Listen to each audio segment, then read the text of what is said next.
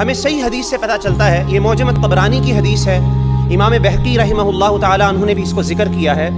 جن 3 طرح کے، اور اس کو شیخ البانی رحمہ اللہ نے اس حدیث کو صحیح قرار دیا ہے۔ آپ صلی اللہ علیہ وسلم نے فرمایا کہ جن 3 طرح کے ہوتے ہیں۔ پہلی قسم جنوں کی وہ ہوتی ہے جو اڑتے ہیں،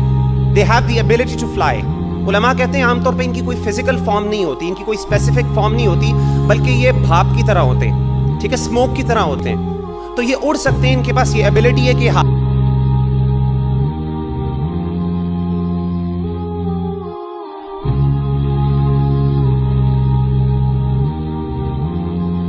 آسمان کے اوپر مختلف جگہوں پہ جا سکتے ہیں، لیکن یہ ہر جگہ پہ نہیں جا سکتے، ان کی بھی کچھ لمٹس ہیں، لمیٹیشنز ہیں، آسمان کے کچھ حصوں کے اوپر ان کی لمیٹیشنز ہیں، وہ کراس نہیں کر سکتے، نمبر 1۔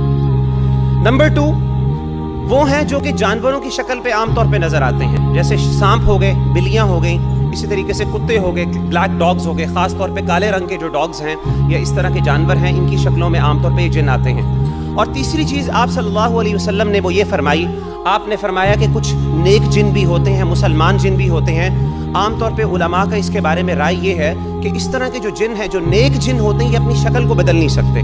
ان کو جس سٹیٹ میں اللہ نے پیدا کیا ہوتا ہے وہ اسی سٹیٹ میں رہتے ہیں۔ اور عام طور پہ جادوگر جن یا وہ شریر اور تیز جن،